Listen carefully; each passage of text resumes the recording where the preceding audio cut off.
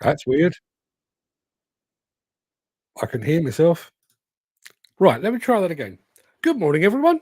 How the devil are you doing this fine day? That's much better. Hope you're all fit and well. Good morning, Jim Turner, who has just popped into the chat. I know a lot of other people are here as well, but I do need to say good morning to Jim and to Ken as well. Let me press their respective buttons on the stream deck and get things underway. And I'm going to start today with an apology. I watched a bit of yesterday's show last night, and by Christ, that was a lackluster performance from yours truly. I know I was feeling under the weather, but Jesus, what a self-pitying and whiny arse I was. I apologise unreservedly. Now, you'll be pleased to know that all of my remaining cylinders are now firing today, so you can expect today's show to be a tad more upbeat. More upbeat than yesterday's Winchfest at the very least. Very quick point, and I don't know if you've seen this over on demolitionnews.com, but I can tell you, if you are north of the border, big news, Biffa has just acquired Hamilton Waste. Breaking news, acquired Hamilton Waste and Recycling, which is a big deal. Moves Biffa even closer to the demolition industry because Hamilton Waste are a big deal in C&D waste. Not C&D consultancy, but C&D, construction and demolition waste. So yeah, it's quite a big deal. I'm going to say good morning to our friend Graham Williams, who's just popped into the chat as well. I will press his button in just a moment. Now, I also have a bit of personal business to take care of as well. Things are tough out there right now. I think we all know that. The world of demolition and construction in a bit of turmoil, lots of people being laid off and whatever. And a lot of people will be struggling in the run up to Christmas. Well, I can't put a turkey on the table of everyone that has been laid off, but there is one tiny little thing that I can do. I've got a bunch of my children's books. My dad does. My dad drives a digger mainly. I'm down to the last one or two copies of My Dad Does Demolition. In fact, I've just ordered a couple more, and I'm giving them away free while stocks last. Now, please bear in mind, in an ideal world, these are intended for the kids of the lads and the ladies that are currently struggling. So, if you know of anyone that might be struggling for a bit of a stocking filler or two, please get them to drop me a line. There's probably I've got 3 or 4 copies, I think, of My Dad Does Demolition going spare, and I think I've got probably 20 copies of My Dad Drives a Digger going spare. So if somebody would like one of those or 2 of those or whatever it might be, please let me know. And just to I had an email this morning from the current NFDC president, Mr. John Lynch, who said he would like a couple of those books for his grandson. John Lynch is not struggling. He's not short of a few quid. He's president of the NFDC. He runs a very successful business up in Leicester, but he didn't want them free. He said he would take a couple of the copies and he would make a donation to a homeless charity on our behalf. Class act. Thank you very much indeed for that, John. That's what the season of goodwill is all about. Now, without further ado, I'm even feeling more upbeat today. Without further ado, let me roll the intro, post the question of the day, which comes from me, unusually. And let's get this show onto road, shall we?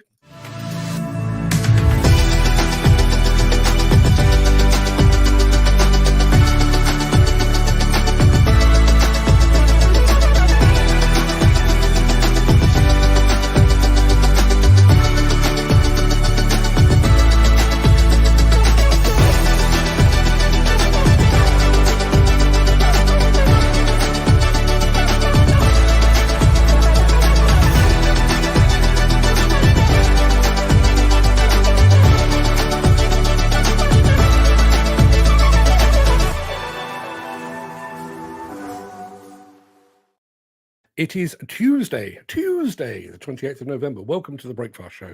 I am your host, Mark Anthony. In today's show, JCB is back in black. Birmingham prepares to say goodbye to the Irish Centre. 10 million tonnes of material moved without human intervention, and we have a blast from the past, a Clark, Michigan wheeled dozer. How many of you remember those? Plus, From Russia with Love. But first, we're going to peer back through the mists of time to see what was happening on this day in history.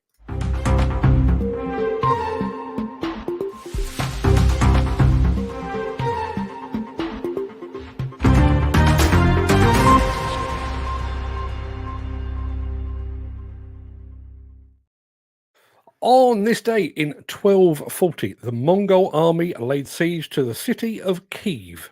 some things never change, do they?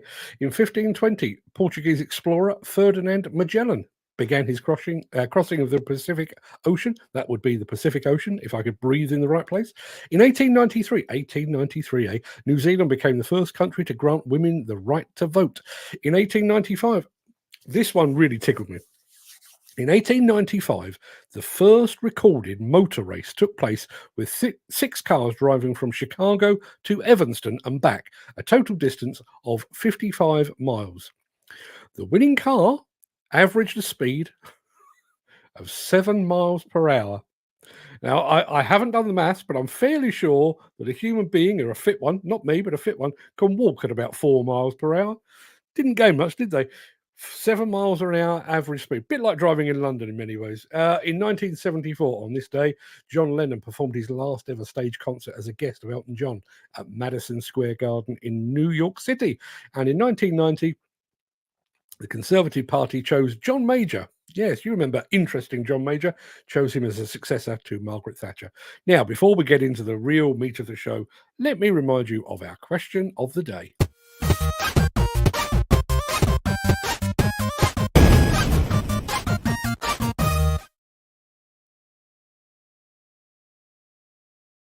Yes, with our resident quizmaster still recovering from post-holiday jet lag, I thought I'd see if I could still write a worthwhile question of the day. So my question is this: which person has had the biggest impact on your life?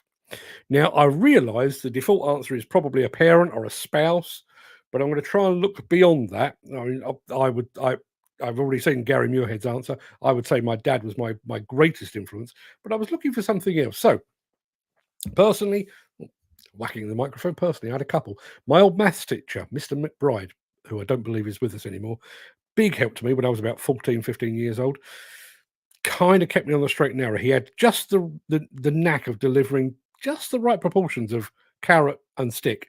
Really did help me along the way. But the guy that I hold responsible for me being here now, it's a guy called Gary Miles, who, for reasons best known to himself, spotted something in me and was willing to back me through journalistic training that set me on the very path to where I am now. But what about you? Let us know in the chat. Who has been the biggest impact, or who has made the biggest impact on your life? And we will, I promise, come back to that at the very end of the show.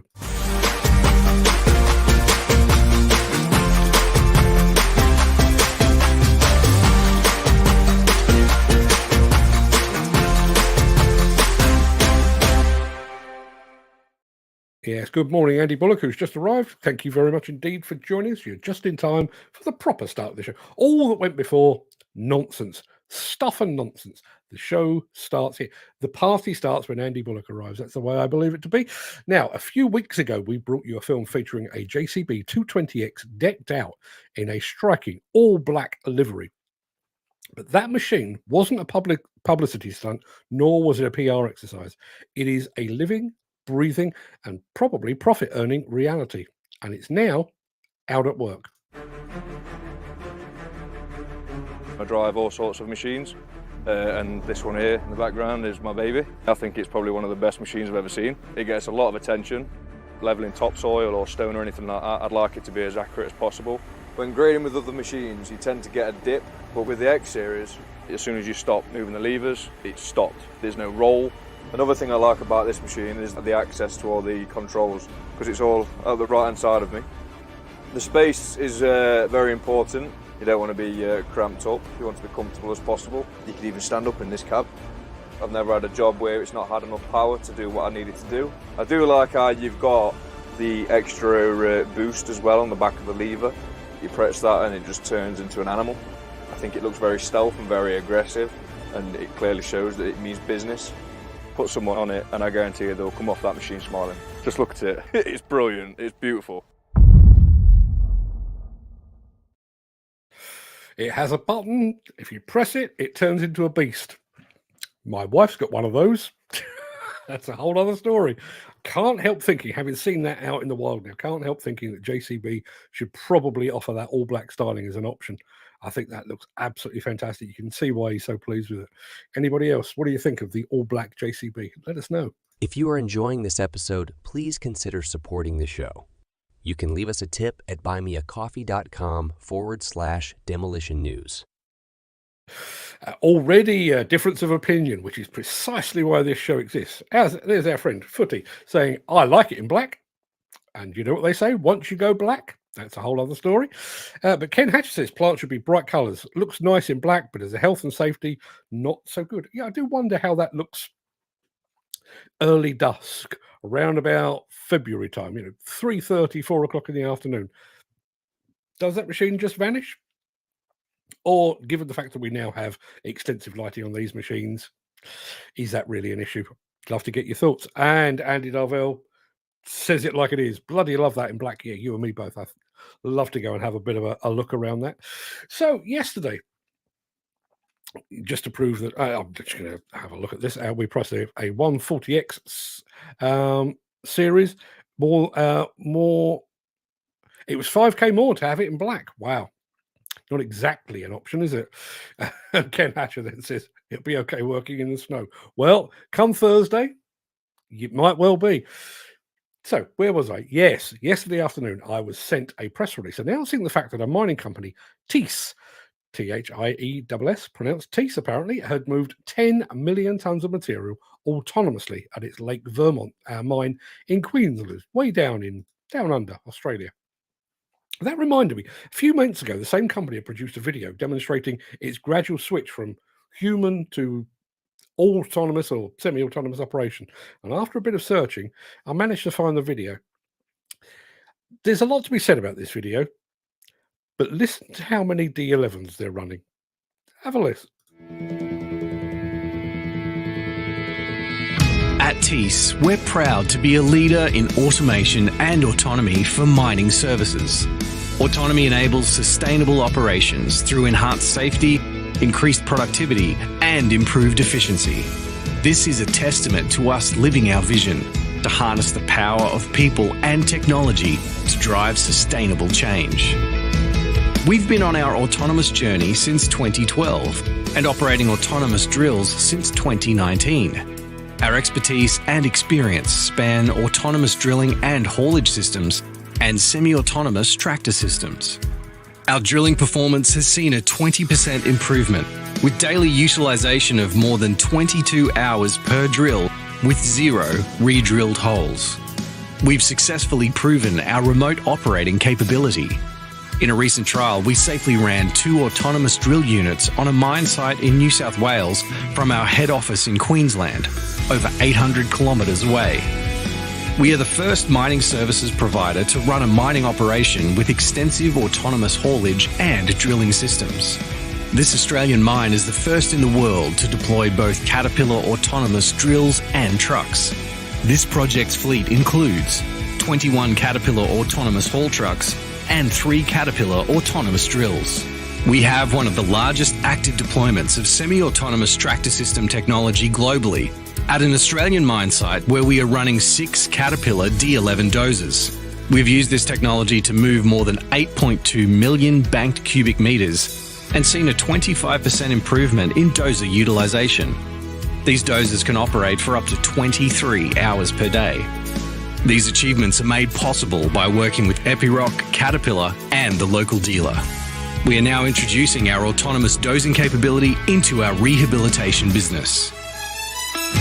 Since our autonomy journey began over a decade ago, Thiess has combined leading-edge insight with our extensive operational experience to provide a range of services helping our clients realise the benefits of autonomous mining sooner. This includes utilising data to provide actionable insights that improve availability and utilisation and productivity of autonomous equipment in consultation with our client's chosen OEM partner. Another key benefit is improved safety outcomes, with 0 injuries reported across all autonomous operations. We've also upskilled over 100 operators to become autonomous controllers, providing career pathways for our people and equipping them for future mining. As we are driven forward by our pioneering spirit, we will continue to work with industry experts to optimize our autonomous technology and equipment. Join us as we continue to forge a path towards safer, more efficient, sustainable mining.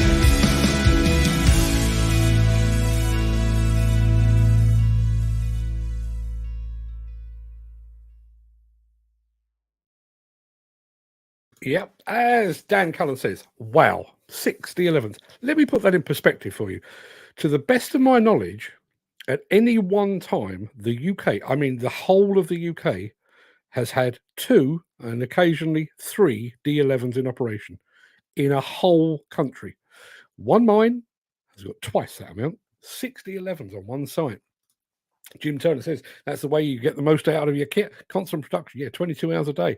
Not bad at all. I would imagine that the 2 hours lost is purely maintenance and refueling. Unbelievable stuff.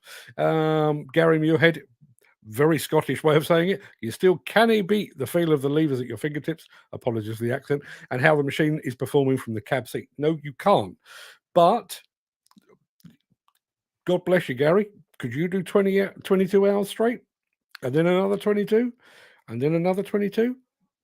You can see the writing on the wall, can't you? There's Footy Williams saying good morning to Dan Cullen, and Dan Cullen's back, but autonomous is so wrong. What about hackers?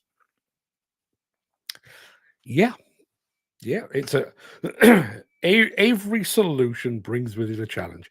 We have electric machines. Do we have enough power in the grid? Blah, blah, blah, blah.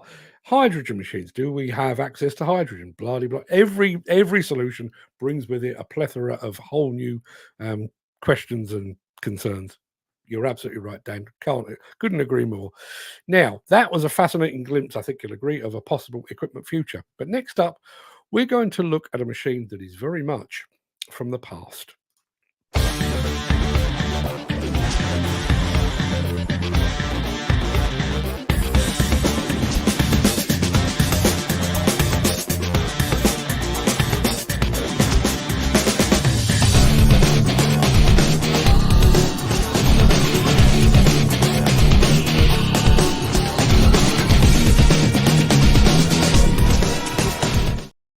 I am going to say a very quick and very quiet good morning.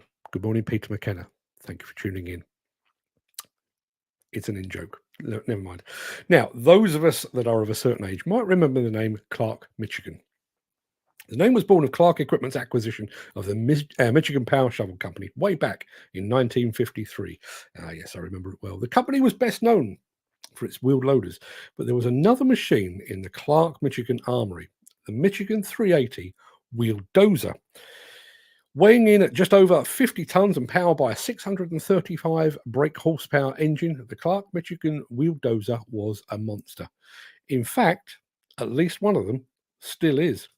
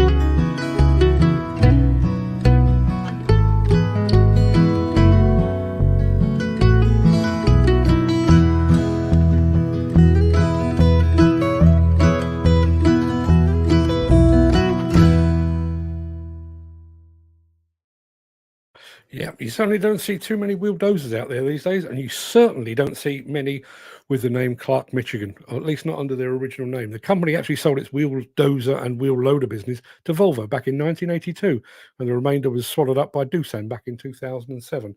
Now, we've got two films left for you. Excuse me, two films left for you. Please stick around for the last one, if you possibly could, because I'd like to check if you are excavator racist. It'll make sense when we get there, but first of all, this. Since the finance bill came into effect in April, the construction industry has seen a surge of fuel thefts. The rising cost of living has placed an additional risk of theft by employees and contractors, as well as opportunistic thieves. By using diesel dye and placing warnings of its use, you are sending a clear message that this is your fuel.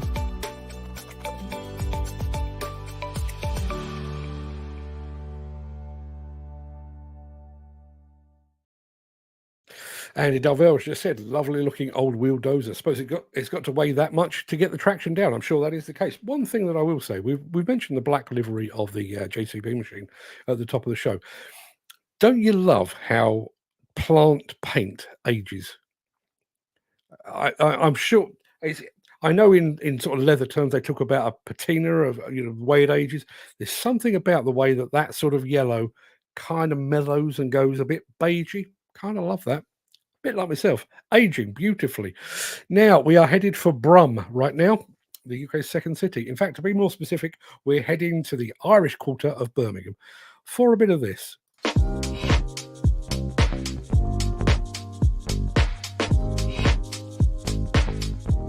I have been involved with the Irish community for many, many years, involved with the Irish Centre since the 60s. Kind of home for us, I suppose. It is where we are today. We've done many things here, and we were all affiliated to the Irish Centre.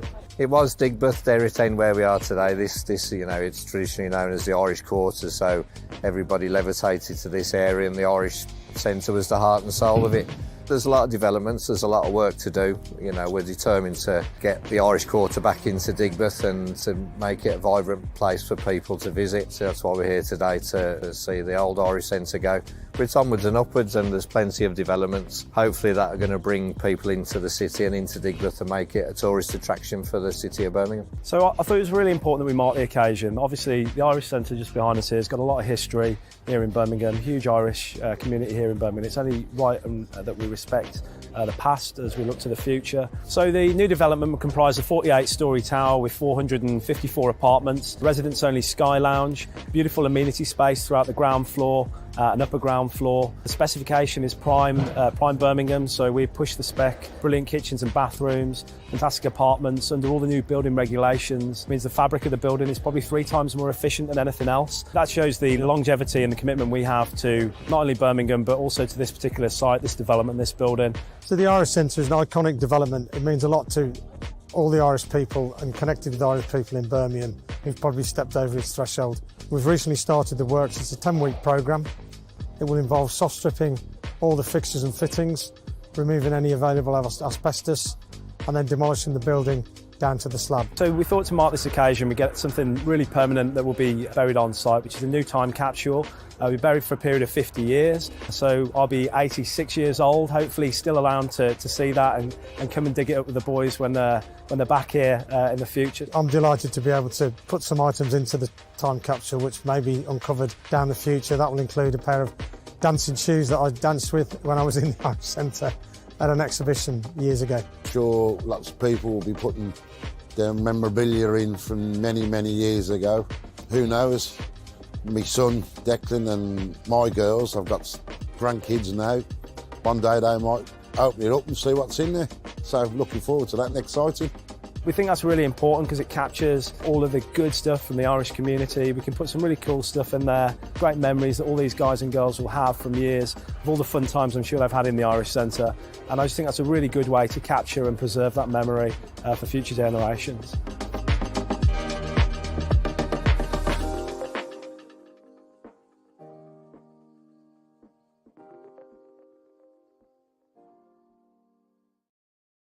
Yeah, top job that one, and great to see the demolition company working in conjunction and in such close harmony with the local community. Now, I do need to pause for a moment because we have a newcomer in our midst. John Bailey, good morning from San Francisco, California. John, you are very, very welcome indeed. In fact, so welcome are you that you get your welcome confetti. There you go. That's especially for you, John. Thank you very much indeed for tuning in. It must be an ungodly time in the morning in California right now, but thank you very much indeed for giving up your time and joining us. Hope you like what you see. Hope you'll come back at some point soon. Are you in the demolition business? Are you in the construction business? Did you just stumble across us? What do you make of us? Can you understand a damn word I'm saying? Apologies for the South London accent. It's what I've got. Let's have a look. Dan Cullen says, looks like it's going to be a great development. I think you're absolutely right. We will come back to Jim Turner's comment on autonomy in just a moment. But first, I'd like to show you something else, and it's going to be a bit of a test, this one. So let me get this out of the way. If you would like to buy a limited edition Break Fast show sticker, head on over to buymeacoffee.com/demolition news/extras. You would, I'm sure, be happy to operate a British-built excavator. You'd probably be just as happy to drive a machine manufactured in Germany or Sweden or America or Japan or Korea. Although it's still a little bit grudgingly, I think most would be happy to take a Chinese excavator for a spin as well. But how would you feel about an excavator built in Russia? Now, I know what you're thinking. It's going to be all square and pointy and industrial looking. Only it isn't.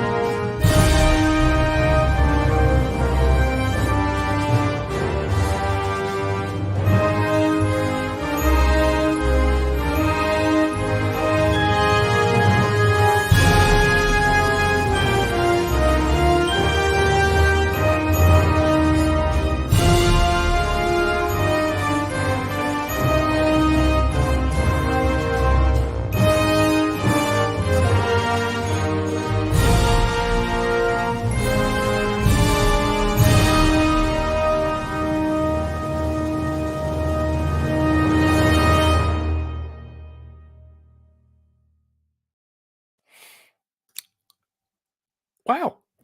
Looks a nice tool, says Jim Turner, not too bulky around the back of the cab. I have to say, when somebody sent me that as a link to Russian-built excavator, and I was expecting it to look like so many square boxes.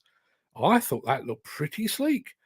Wouldn't buy one on principle because of all the murder and stuff, but have to say, I thought that looked pretty good. I'm going to go back to John Bailey in California, in San Francisco, 2:28 a.m. and cloudy. John, go to bed.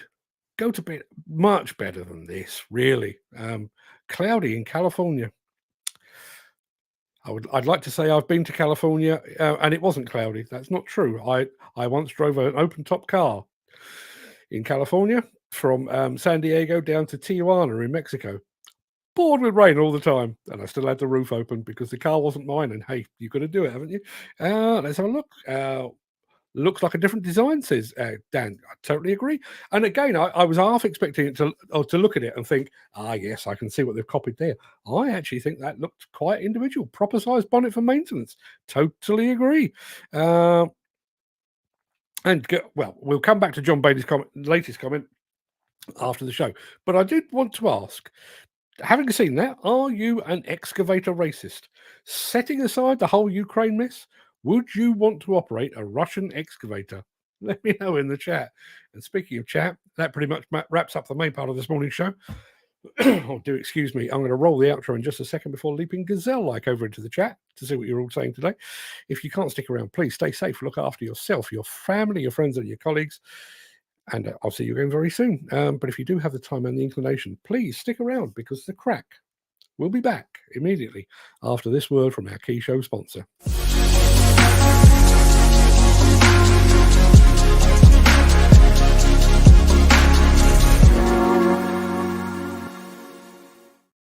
Right, let's get a bit of music in the background, shall we? There we go. Way too loud. Let's take that down a notch. Good morning, everyone. Thank you very much indeed for joining us. The question I asked just now, I'm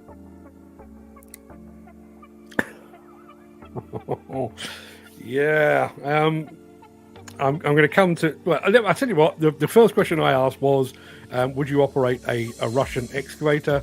Our friend over in America says no, categorically no. And Gary Muirhead, what happens when his tracks come off? Do they start calling him Matrakov, the Russian operator? I would like to extend that and say Ivor Trakov. Ivor Trakov. Gary, you and I should start a comedy duo. Ivor Trakov. Dan Cullen says, I'd operate that. It's a machine no matter where it's made. Fair play to you, Dan. Right, I'm going to go right the way back to the very beginning of the chat. Who was first here? Dan Cullen was first off the mark. Morning, Dan. Hope all is well with you, sir. Glenn Johnston and Gary Muirhead, both here as well. Good morning, Mark. Good morning, everybody. Good morning to you. And maybe sensing that we were going to have an American viewer on the chat today. Andy Darvell says, howdy do die. Not sure they say that in America at all, but howdy, maybe. You never know. Let's have a look. Who else have we got? Lots and lots of people flashing by. There we are. Dan Cullen saying, how the bejesus are we this fine day? I am back firing on all cylinders. I had to edit down yesterday's show for Instagram. And I was looking at it thinking, why does anyone watch this? What a whingy git he is. Oh, I don't feel very well. Done. Not doing that anymore. Next time I feel ill, I just won't turn up. Jim Turner, good morning. Good morning to Ken Hatcher. We have viewers from Nottingham, from Scotland, from Wales, and from San Francisco. Incidentally, I think I may have mentioned this a little while ago, maybe a couple of days ago. It has been suggested by somebody in a certain demolition federation that this thing here is worthless because I just talked to about 10 digger drivers. The article that I published on Squib Group yesterday, 7,500 views, one article, 24 hours. Put that in your pipe and smoke it. And now Dan Cullen says, geez, another busy night responding to texts to join groups. Hence the reason, I mean, in actual fact, I've been bagging them up. There is one of the books that's up for grabs. My dad drives a digger. I've run out of the other ones. My dad does demolition. But I kind of feel a bit helpless with these things. I think there are so many people. I mean, taking Squib Group alone, and God bless, hopefully the Squib Group guys and girls will find alternative employment very, very soon. But the last I heard, they employed about 180 people, and I think about 150 of those have lost their job right in the run up to Christmas. And I was sat here thinking, is there anything I can do? I know I've got a box of these books kicking around the place. We normally sell them at $5 a pop, but does £5 really make any difference to anyone? Probably not. So my plan basically was to give them away. We've had a very good response. As I say, John Lynch has taken a couple at the NFDC, but he is making a donation to a homeless charity, which I support wholeheartedly. We've got a couple. Well, we've got a whole bunch of them going out. I was literally sat here bagging them up before the show started. But if you do know of anyone that is in the demolition or construction field who is struggling financially at the moment in the run-up to Christmas, if they've got children, the books really are suitable for kids in the 3 to 7 age bracket or thereabouts.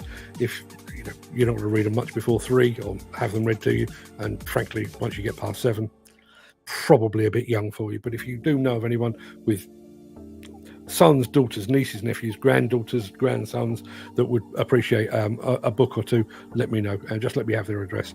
I'm not going to go into people's backstories and stuff. Don't care. If they believe they need a book, I'll give them a book until I've run out. So yeah, let me know about that. There is Graham Footy Williams saying good morning, and Mark Whiting as well, and Chris Ford. The gang's all here. God, I'm feeling a lot better today. This feels a bit like second nature. So there we are. My question of the day, nowhere near as good as a Gary Muirhead question of the day, I grant you, but which person has had the biggest impact on your life? Obviously, my dad. My dad was not just my dad, he was the best man at my wedding. He's the guy I looked up to the most. But I was trying to look beyond that. As I say, I did have a maths teacher back in high school, a guy called Mr. McBride, who was he was like the very epitome of hard but fair. He ruled with a rod of iron, but he'd put his arm around your shoulder and help you along the way.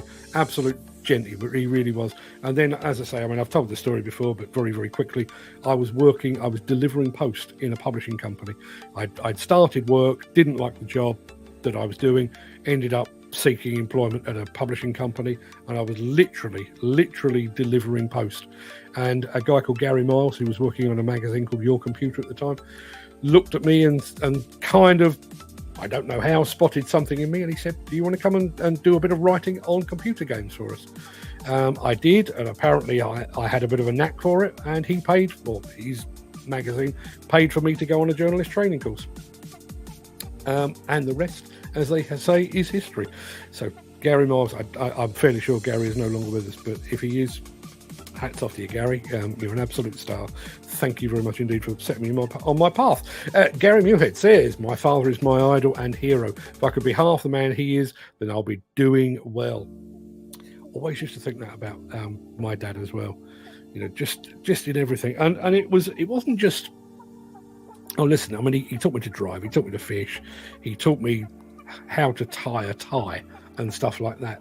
But it was little things like the way he taught me, belatedly, but the way he taught me to treat women.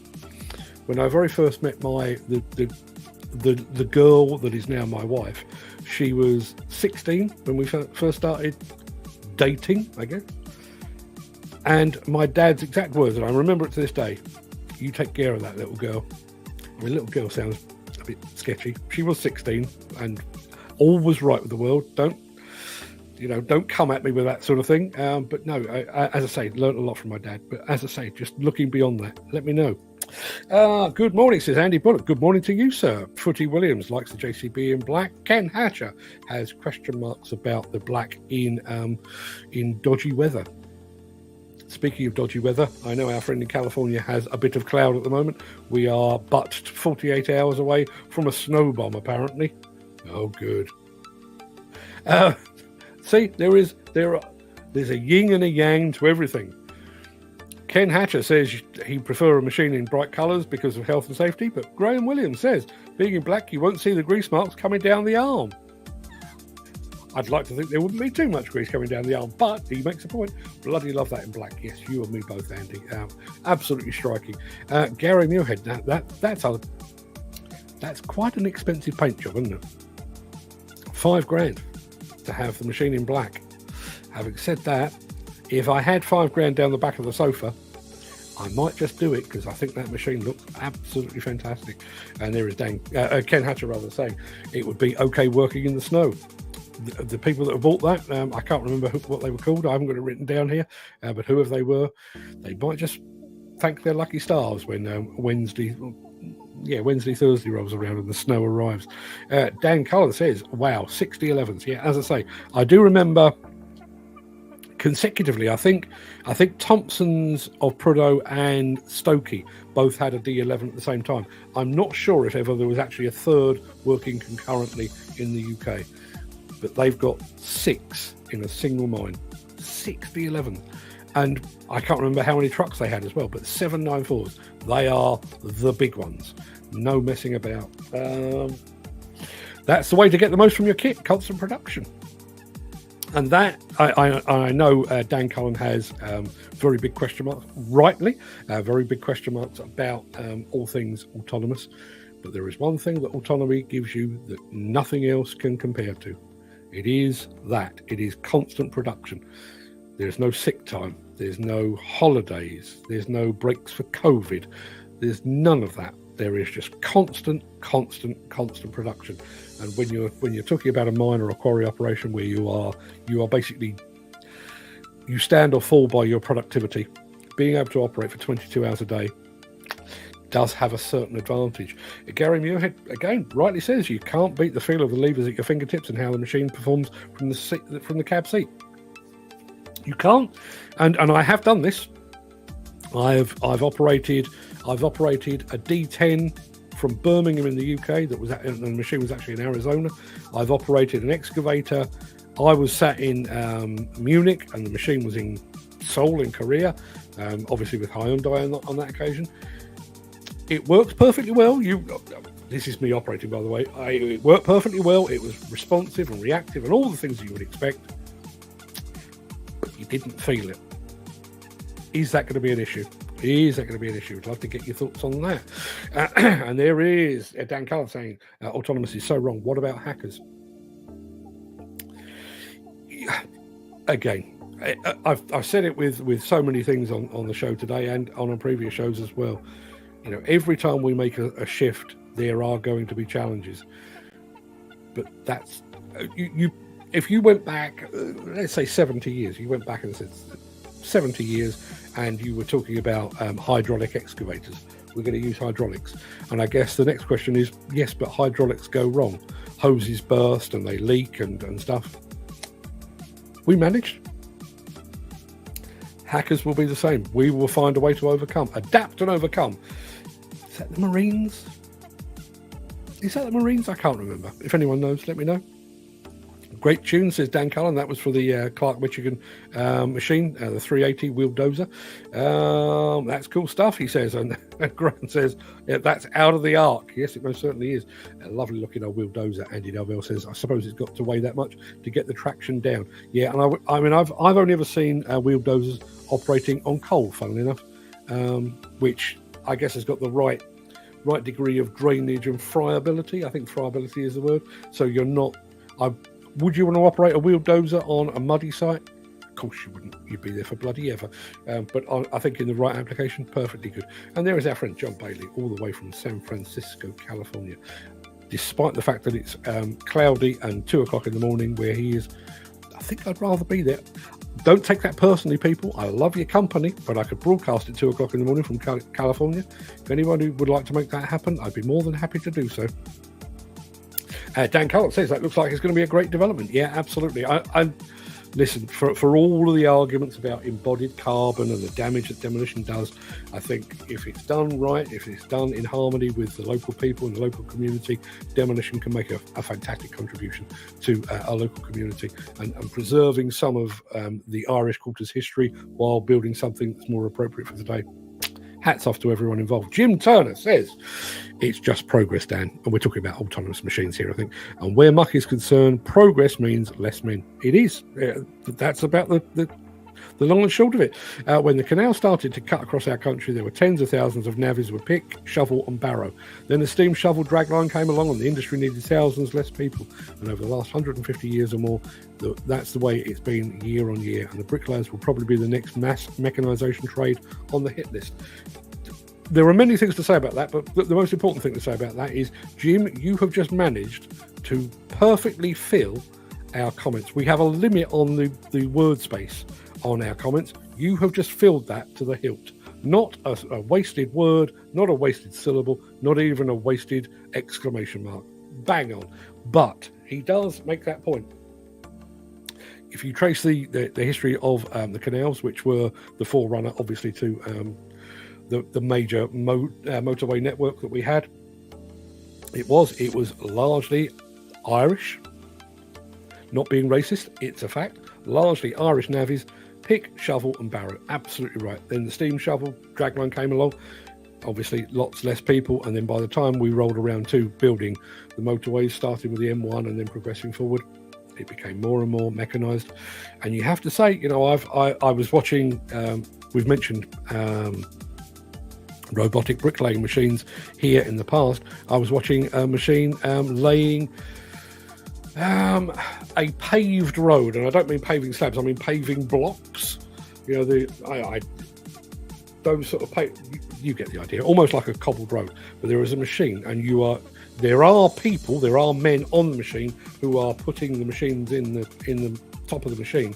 But it is then it's basically kind of printed onto a geotextile, and then it curves out of the machine, and it lays the road. And by the time you get to the end, there you are. You've got a perfectly paved road, and it just chugs along. You imagine that, and I'm bearing in mind that is a hands and knees, back-breaking, ball-aching job, and they've mechanised that. You've got to say, it is the way. There is our friend John Bailey, 2:28 a.m. and cloudy. Maybe there's the difference. 2:28 in the morning here, I couldn't tell if it was cloudy or not. It's pitch black. Not a clue. But thank you for the update. The Russian machine looks different, and the counterweight. Jim Turner says looks a nice tool. Not too bulky around the back of the cab. One of the things that really, there were two things that really stood out for me on that machine. The cab, or the bonnet off the back of the cab, looked very low, but also the distance between undercarriage and upper structure looked quite big. Don't know what the feeling was, but maybe it was just a perspective thing, and maybe the car or the whole upper structure was just a bit sleeker than I expected. I have to say, it wasn't what I expected at all. I still hark back to the old Moscovich cars of the 1970s that made their way out of Russia. And we had a few here in the UK, and it was literally like somebody had got 3 shoeboxes, 2 at the bottom, 1 on the top, and then put wheels on it. Awful industrial rust buckets they were, and yet I thought that looked pretty smart. As an example, just on that subject, if I had not told you it was Russian, could you have figured it out? I don't think so. One of the easy access to get the machine instead of climbing on top looks really cool. Machine like it. Yeah, I agree. Proper size bonnet for maintenance, says Jim Turner. Some pro-Russians here. John Bailey says, my brother has been a big influence in my life. Unfortunately, I was never blessed with a brother. I've got a little sister, Kelly. It was her birthday 2 days ago. Happy birthday, Kel. Never had a brother. Would have quite liked one, actually. Ideally a younger one, maybe a year younger. Somebody to kick a football with, but also somebody I could boss around a bit. Never had that. Wonder what engine it's running on. I don't know the answer to that, Dan. And I don't even know if it's available. I mean, I'm fairly sure it's not available here in the UK. And bearing in mind we've got trade embargoes with Russia at the moment, I don't suppose they're exporting too many. But if they were look at the Japanese, the Korean, and subsequently the Chinese way of doing things, how do you make these machines more acceptable in overseas locations? You import the engines. You put Cummins or Perkins or somebody, you put their engines in it, and all of a sudden, one of the biggest concerns about parts and spares and everything else, it's solved because you've got a known, proven engine. And in the West, you would be able to access the parts for it. Makes perfect sense. John Bailey, proud American, says he's not he's not having a Russian excavator anywhere near him. Quite right too, John. I'm with you all the way. And there we are. We're back to Gary Muirhead and Ivor Trackoff. It's tickled me more than it should have done, bearing in mind I came up with part of it. Let's have a look.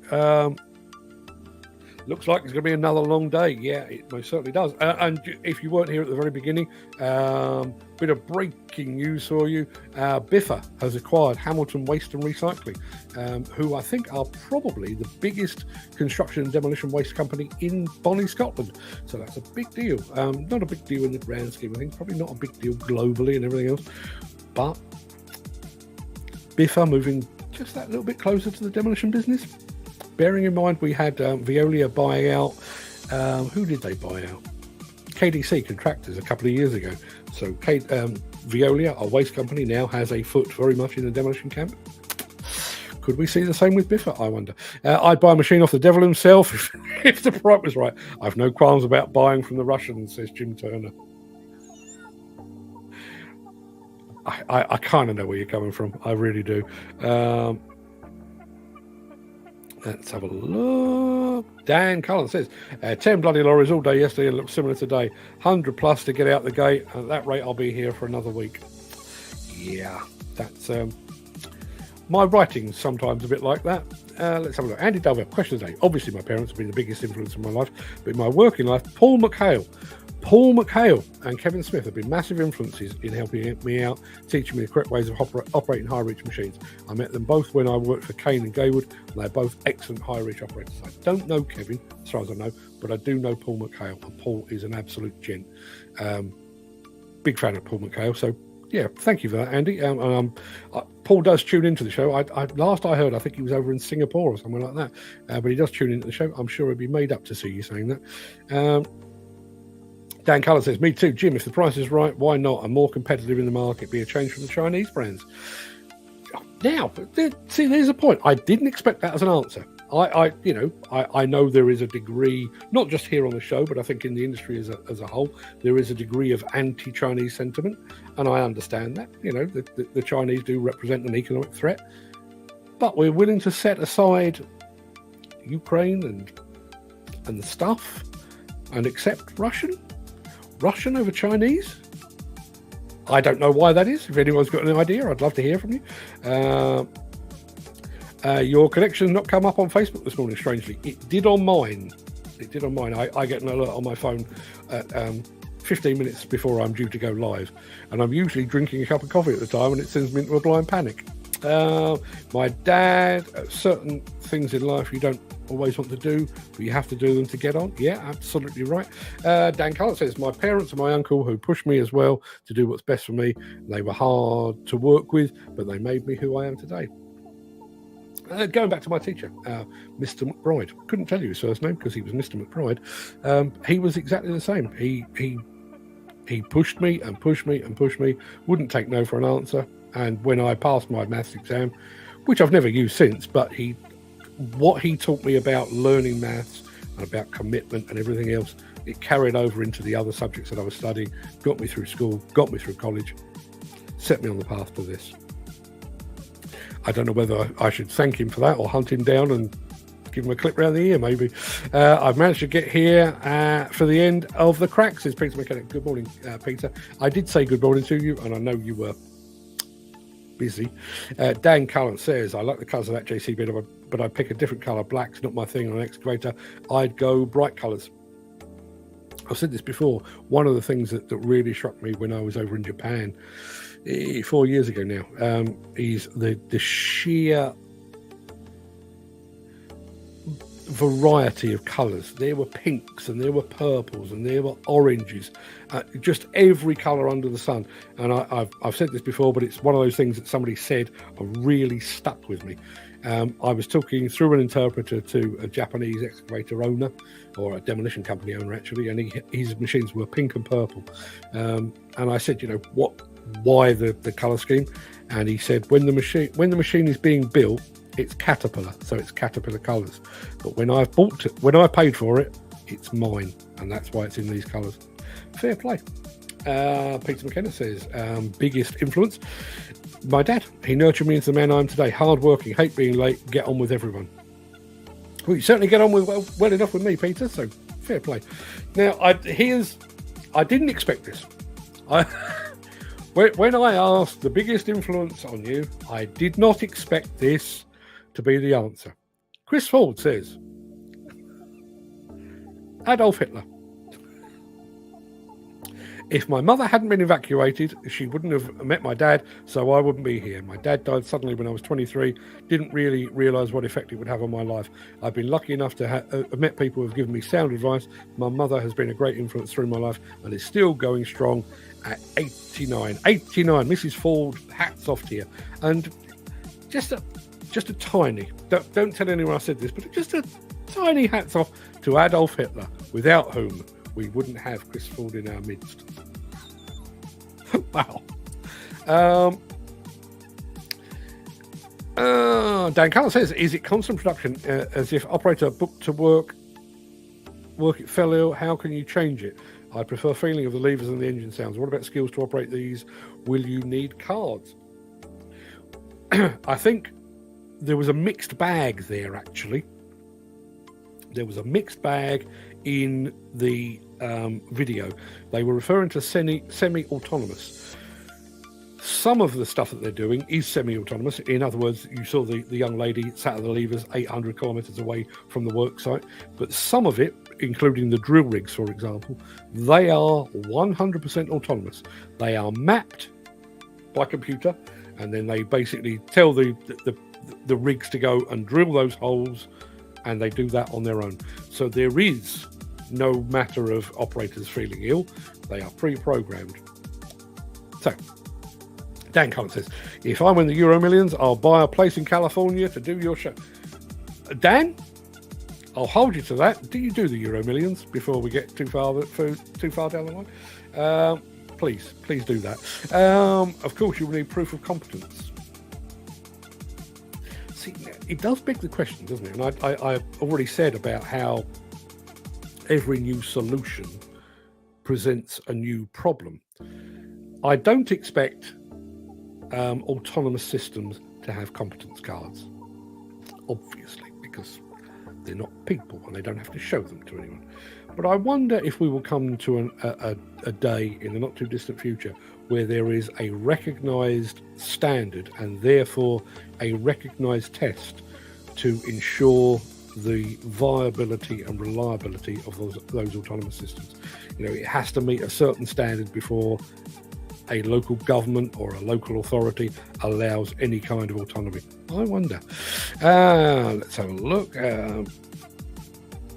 Thanks, Mark. Not bad going for a dyslexic. It was luck, not judgment. Another dyslexic in our midst. Although you get by very well, Jim, I have to say. Look at the truck that builds the houses in Australia. They are amazing. Unbelievable. They have robot joiners. They do indeed. And robot plasterers. Yes, I've seen that as well. Dan Cullen, proud of his heritage, says the Irish built the tunnels, rail infrastructure and all concrete jobs. Much more rather. Now Indians are trying to do the similar. If you see that, they've just not got here yet. I think we will look back, certainly pre-Brexit and pre-COVID, a lot of what we had going on construction-wise in the UK was heavily built by Eastern Europeans, Bulgarians, Romanians, Polish and what have you. Not quite in the same way as the navvies of, the Irish navvies of old, but there was certainly a big deal there. I'd love to see an automated machine doing the job I'm doing at the moment. I'm making the occasional button on the seat. I think the computer would say no. Okay. All you need men for is connecting the drains, the plumbing and the electricals. Yeah, absolutely. Although, again, when you look at some of these Chinese-built, prefabricated is the wrong word, but modular. So they are actually installing a working... Pod is the wrong word, but it is like a pod. So the thing is literally crammed into place and fixed. All the electrics are already in, all of the plumbing is already in, all of the white goods are already in. It's just a matter of hooking the whole thing up. Yes, that would require a human intervention, but the pod has been manufactured off-site. Now, I realise that pod was manufactured using labour. China has lots of labour to work with and stuff, but... Chris Ford says, missed a bit about a Russian machine. If it's anything like their tractors and cars. No, it wasn't. It wasn't. When the show's over, Chris, go back and have a look. I think you'll be pleasantly surprised. Peter McKenna says, I've no brother either, Mark. I'll be your brother. I'm slightly younger than you too. Are you? Are you? God almighty. I had you down at least 15 years older than me, Peter. Just kidding, mate. As long as the machine works, what does it matter where and who builds it? You say that, and Peter, I'm in 100% agreement with you here. But bearing in mind, I lived through the Japanese arriving, and I wouldn't operate that Japanese rubbish. They're terrible. They're rust buckets. And then we kind of got over that. And then the Korean machines arrived. I wouldn't operate that rubbish Korean stuff, rusty and all.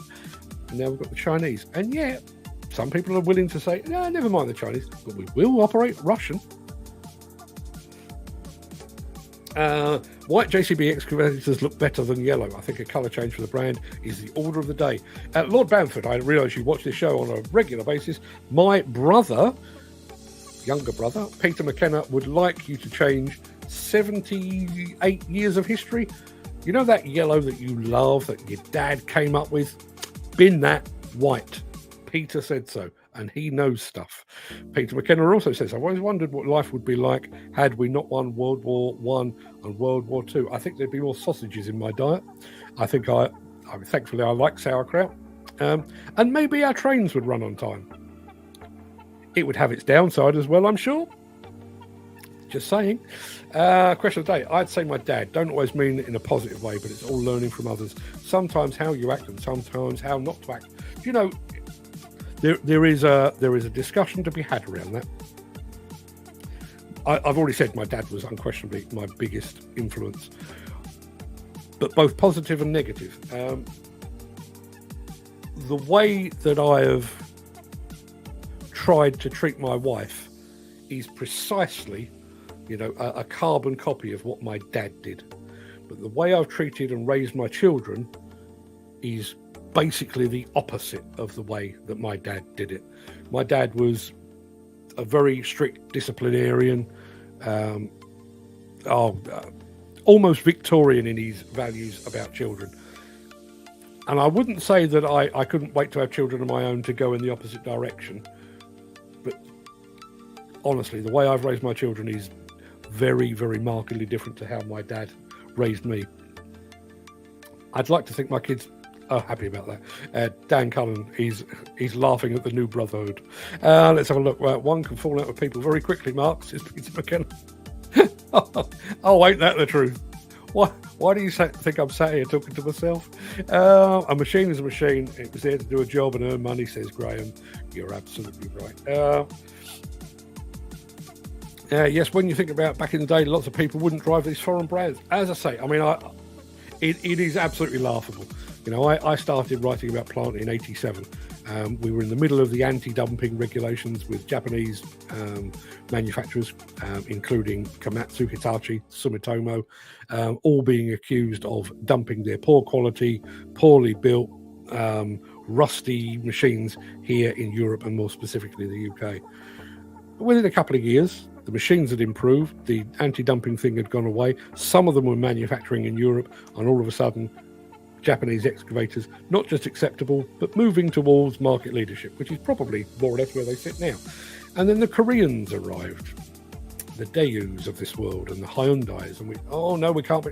And sooner or later, we went the same way. And now the Chinese, it's just history repeating. I think the only big difference I would say is, and I'm bearing in mind I was a young reporter at the time.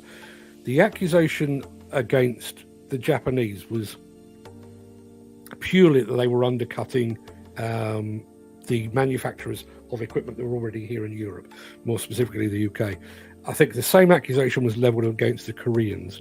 I think the big issue that we have with the Chinese potentially is the fact that a lot of their equipment manufacturers are actually state-owned.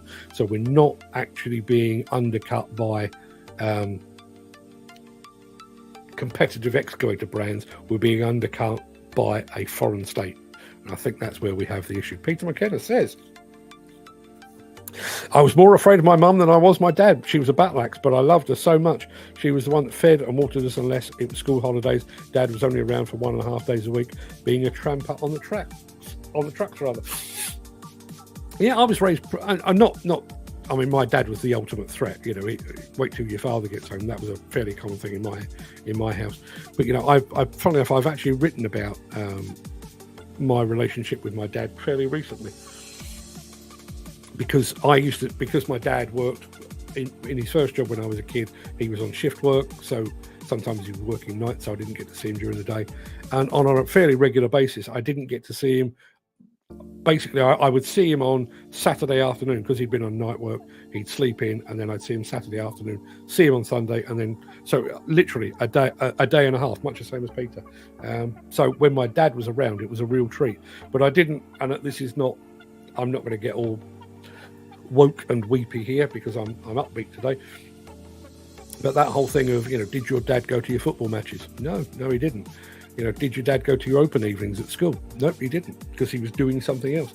My grandfather, on my mum's side, my granddad Fred, was at a lot of my football matches, including the one in which A, I was named as team captain, and B, within 5 minutes was sent off for swearing at the ref.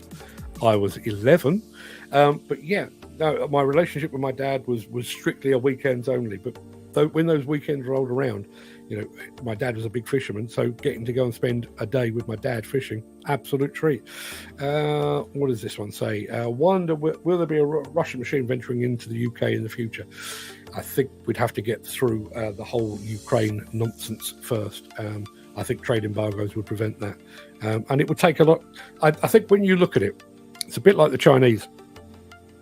When you look at the sheer scale of Russia, I would imagine the company that builds those, the name of which I can't actually pronounce, the company that's building Russian excavators for the Russian market has got such a big domestic market. Why would they bother? Why would they bother coming to the UK? But you never know. Weirder things have happened. I started live streaming. Who the hell thought that would be a thing? Peter McKenna says, after a week with my mum, I couldn't wait to see him on a Saturday afternoon. I was the same, but not for the battle axe reason. Mine was more a case of some male company would be quite nice. You know, living with my mum and my sister, it was all a bit girly around our house. And then my dad had arrived and it was all football and fishing and stuff. So, yeah. People, that has been an hour and Lord alone knows how long. Peter McKenna says, didn't see my kids growing up, I was always at work. Hence why I try and hammer it home. People that have families working away might fetch you money, but working close to home is the way to a happy family.